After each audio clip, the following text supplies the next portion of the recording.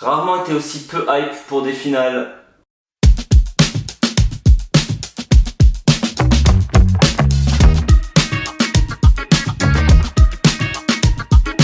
Salut à tous, c'est Farid et aujourd'hui on se retrouve pour les pronostics de cette finale de la Coupe d'Europe 2024 qui opposera l'Angleterre à l'Espagne.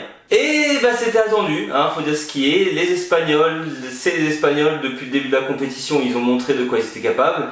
Et les Anglais, ils se sont enfin réveillés sur ce match. On va tout de suite commencer avec l'équipe d'Espagne, un petit rappel du parcours de cette Coupe d'Europe au final. Les Espagnols se retrouvaient quand même dans ce qu'on appelait le groupe de la mort, hein. Ils avaient l'Albanie, les Italiens et les Croates. Voilà, bon, l'Albanie c'était un peu la surprise au final de ce groupe, hein, parce qu'ils se sont très bien battus pour une équipe qui était vue comme la plus mauvaise et logiquement. On avait une équipe croate finalement assez vieillissante qui n'a pas su montrer ce qu'elle nous a montré ces dernières années.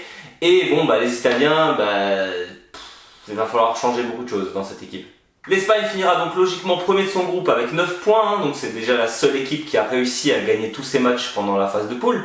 Et rencontrera ensuite la Géorgie en 8ème.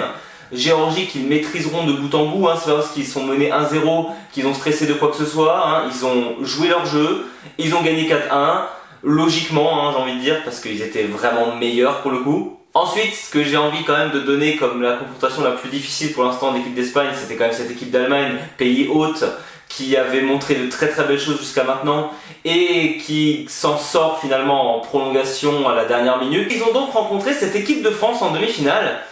Cette équipe de France qui aura joué quand même, faut l'admettre, hein, l'équipe de France qui aura peut-être fait presque son meilleur match de la compétition, presque, hein, parce que ça reste faible, en tout cas je trouve globalement que l'équipe de France, à part la défense, le reste c'est poubelle, hein, pendant cet Euro, et que globalement je trouve, malgré les avis de certains, que l'équipe d'Espagne a quand même maîtrisé ce match.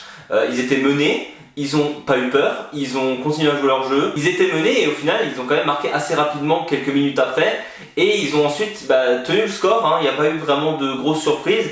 L'équipe de France avait évidemment des grosses occasions, mais bon, la finition, on en reparlera. Et c'est assez logiquement que cette équipe d'Espagne se retrouve en finale de la Coupe d'Europe. Je veux dire, depuis le début de la compétition, c'est clairement cette équipe qui a montré le plus de choses, qui a impressionné le plus de gens.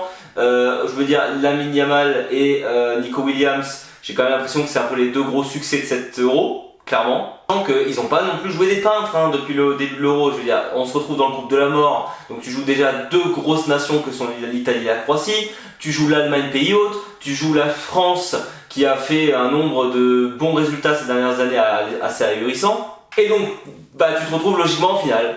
Voilà, il n'y a pas grand chose à dire à ce niveau-là. Et puis il y a l'Angleterre qui n'a pas du tout le même parcours.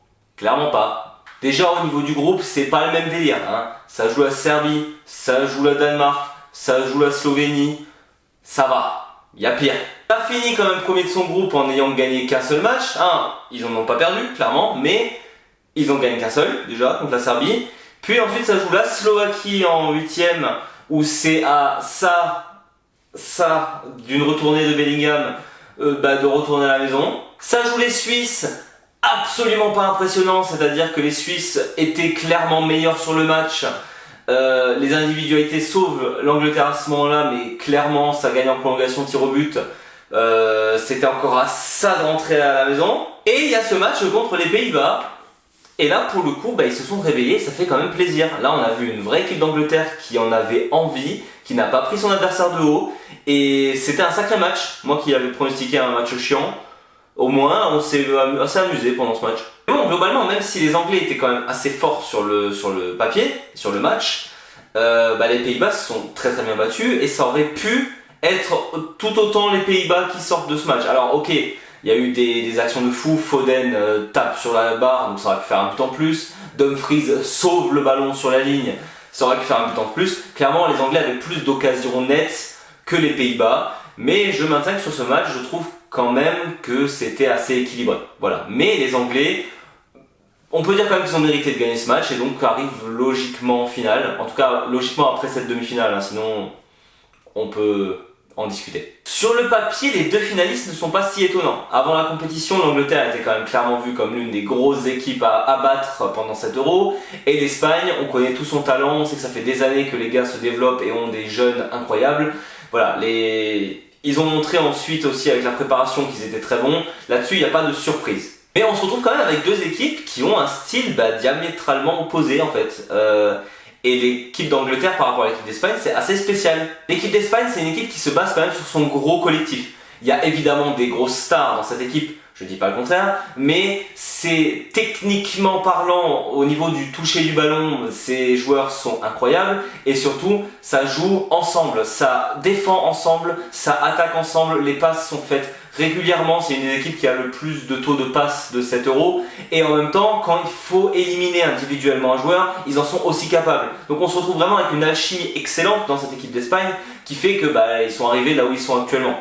Alors que l'équipe d'Angleterre, c'est pas du tout la même. On a des stars à tout va, clairement, dans cette équipe, mais il n'y a pas de collectif. Il n'y a clairement pas de collectif. Il pourrait avoir un des meilleurs jeux au monde, je le pense vraiment, mais cette équipe d'Angleterre se base surtout sur ses individualités. Et donc, évidemment, je dis pas qu'il n'y a pas de jeu de passe ou qu'ils sont pas capables, mais il y a beaucoup plus de dribble, il y a beaucoup plus de pénétration individuelle de la part de cette équipe d'Angleterre. Et généralement là où ils pourraient faire la passe pour trouver un coéquipier pour éventuellement marquer, ils le font beaucoup moins, en tout cas ils l'ont beaucoup moins montré pendant cet Euro. Et c'est quand même un petit truc qu'ils ont changé pendant ce match contre les Pays-Bas, c'est que je trouve que le jeu collectif était un peu plus prononcé. Et étonnamment quand ça joue ensemble, ça joue mieux, comme par hasard. Là où l'équipe d'Espagne se démarque quand même sur ses qualifications par un groupe incroyable, j'ai l'impression qu'on peut quand même répartir chaque match de l'Angleterre avec un joueur qui les sauve, que ça soit Bellingham, que ça soit Saka, que ça soit Watkins lors du dernier match. Voilà, cette équipe d'Angleterre arrive toujours à se défaire d'un adversaire grâce à une individualité. Sauf qu'ils n'ont clairement pas rencontré une équipe aussi forte que l'équipe d'Espagne pendant cet Euro. Les Pays-Bas étaient bons, mais les Pays-Bas ont fini 3e de leur groupe. Et ils ont éliminé les Roumains et les Turcs. C'était pas non plus les plus grosses nations du football, quoi. Là, ils vont quand même rencontrer le pays qui a éliminé le pays hôte et le dernier finaliste de la Coupe du Monde. Ça pique. Et c'est pas pour remuer le couteau dans la plaie, mais l'Espagne a 3 Coupes d'Europe, l'Angleterre, voilà quoi. Et on sait que les Anglais pendant les finales, c'est pas toujours les plus gros chanceux du monde. On va pas les discréditer non plus. Lors du dernier mondial, ils ont fait un super mondial, faut dire ce qui est. La France les élimine et avec beaucoup de difficultés. Et la dernière Coupe d'Europe, ils étaient en finale contre l'Italie. L'Italie était en finale il y a 4 ans. C'est fou. Sur ce qui est de la bataille des coachs aussi, je pense qu'on va pas en parler longtemps. Je pense que l'Espagne sera beaucoup mieux armée que l'Angleterre à ce niveau-là. Je ne dirai pas pourquoi. N'est-ce pas Southgate? Et donc, c'est avec tous ces arguments, le collectif, le coach, les joueurs, ça va peut-être du côté des Anglais, mais sur le principe, pour moi l'Espagne gagne. Voilà, l'Espagne sera championne d'Europe. L'Espagne gagne 3-1. Allez, on va être fou, on va dire 3-1. Je ne pense pas que les Anglais aient une défense si forte que ça, au final. En tout cas, moins forte que l'équipe de France et moins forte que l'équipe d'Allemagne.